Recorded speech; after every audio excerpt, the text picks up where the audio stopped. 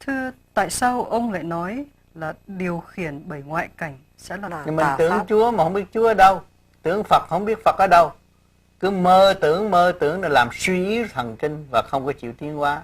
Nếu chúng ta thấy Chúa là vô cùng tận, đại bi cứu độ chúng sanh thì góc nào cũng có Ngài. Mà dũng chí của Ngài là rất tốt đẹp để cho con người tin đạo và hiểu đạo và học nhịn nhục như Ngài thì mọi việc sẽ tốt đẹp trên mặt đất này. Thưa ông có nhắc đến ánh sáng. Ông có nói rằng cuối cùng của con người chỉ có ánh sáng mà thôi. Xin ông minh giải. Đúng như vậy, con người là ánh sáng. Nó là nhất điểm linh quang, chứ không phải tầm thường. Cho nên con người có cái óc không có phục bất cứ hoàn cảnh nào. Dù cho người ta giúp tôi cảm ơn, nhưng mà tâm tôi phải tự làm được. Có ăn tôi mới vui. Đó là tôi là ánh sáng của mặt đất, sáng tạo của trời đất, không phải là chuyện tầm thường. Cho nên nhiều người đó tu mà sai, ỷ lại trời Phật, khinh thị khả năng của chính mình, làm rối loạn nội khoa tâm lý của mình thì không bao giờ yên ổn. Dù tu bao nhiêu năm cũng vậy đó thôi, giờ phút lâm chung thì sẽ thấy rõ ràng. Chúng ta không có muốn phải đợi đến giờ phút lâm chung mới nhớ. Thưa ông có nói là được làm người là vô cùng quý giá.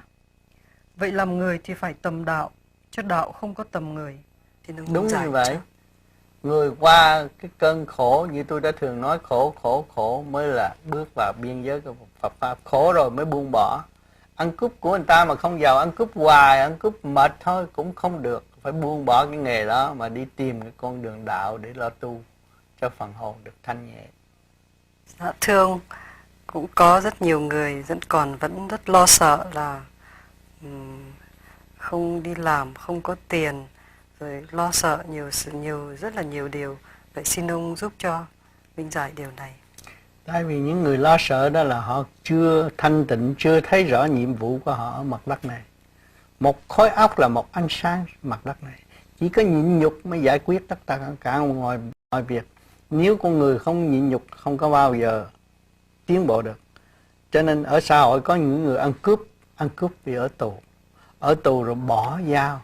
Những người đó không thèm ở ăn cướp nữa, mấy người đó là mấy người dứt khoát. Người ta nói ở đời người ta nói bỏ dao thành Phật là vậy đó, không ăn cướp nữa. Còn con người mà sợ đủ thứ là tự uy hiếp đến mình là một khả năng vũ trụ, tại sao mình không chịu chấp nhận nhịn nhục để chung sống hòa bình với mọi người thì làm gì có đói. Mình bằng lòng giúp mọi người không có để mình đói. Cho nên người đau khổ là tự trói buộc mình rồi than thở với cái lý do đau khổ thôi, chứ kỳ thật không có gì đau khổ.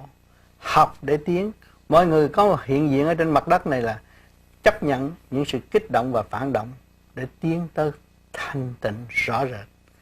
Cho nên đời đạo song tu thì mới có kết quả tốt. Đời nó không có bao giờ mà giúp chúng ta đâu. Nó chỉ kích bác phá khuấy, mà ta thanh tịnh, ta cứu độ đời rồi. Đời đạo song tu. Mà không có đời thì chúng ta không biết giá trị của thanh tịnh. Không có khát, không biết giá trị của giọt nước. Là vậy.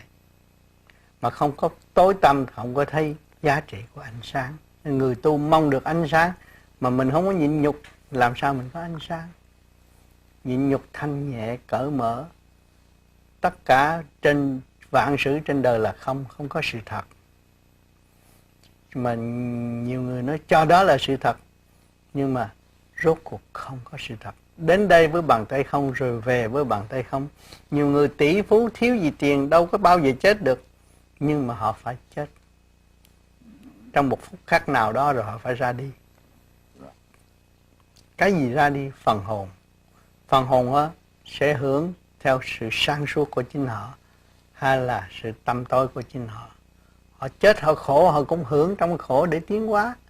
Cho nên luật của Chúa không có giết ai, cứu tất cả mọi người. Đại bi mà đâu có giết ai. Khổ thì Ngài thích khổ, Ngài cho khổ, mà thích sướng Ngài cho cuối cùng cũng phải hướng về thanh tịnh mà tiến hóa mà thôi. Dạ, kính thưa ông, như vậy thì một khi một người đã thực sự tu và vun bồi đức nhịn nhục của họ, thưa ông, làm sao họ có thể kiếm được tiền để sống? Nếu mà họ thật sự nhịn nhục, vun bồi đức nhịn nhục đó, không nghĩ vấn đề kiếm tiền. thì họ mới tin có trời Phật. Nhiều người ở đời chán rồi đi vô chùa tu, rốt cuộc họ cũng có đủ 2 buổi sống. Ông trời không có phụ người hảo tâm và chịu nhịn nhục. Cho nên ở xã hội kỹ thuật này chúng ta thấy rõ, mọi người chịu học, chịu nhịn nhục đi học, đi tới trường nhịn nhục học, và người tu cũng là đi học. Học được rồi, nhịn nhục thì đức tính nó tốt, đức hạnh tốt, thì ai cũng tin cậy. Người ta tìm người nhịn nhục, kiên nhẫn, tin cậy, chứ không phải tìm người hỗn láo làm việc. Cho nên đừng có lo, mình xây dựng được đức nhịn nhục rồi tự nhiên là mình là người có tiền. Vâng, thưa ông, trong xã hội và kinh tế hiện tại thì họ đòi hỏi nhiều sự tranh chấp ganh đua trong công việc làm. Vậy theo ông nghĩ một người tu làm sao có thể sống được trong cái hoàn cảnh đó? Tranh chấp ganh đua mình không có lợi, chuyện đó mình không làm. Mình nhịn nhục, làm nhiều việc hơn người mà tranh chấp ganh đua thì vị trí mình sẽ tương lai sẽ tốt hơn. Bất cứ trong một hãng nào, người nào mà chịu nhịn nhục thì bộ đầu não luôn luôn để ý. Dạ. Dạ vâng, dạ thưa. Trời Phật là để ý người tu là nhịn nhục. Thưa ông, như vậy là nếu chúng ta cố gắng hành thiền theo pháp lý vô vi khoa học huyền bí Phật Pháp thì mong rằng chúng ta sẽ từ từ giải được những cái nỗi sợ kia và trở về cái thanh tịnh. Và như vậy là cố gắng tham thiền đứng đắn như vậy á thì ở đời không có lo, ăn không có bao nhiêu, không có hoang phí, không có đòi hỏi vật chất nhiều thì tâm nó an định rồi.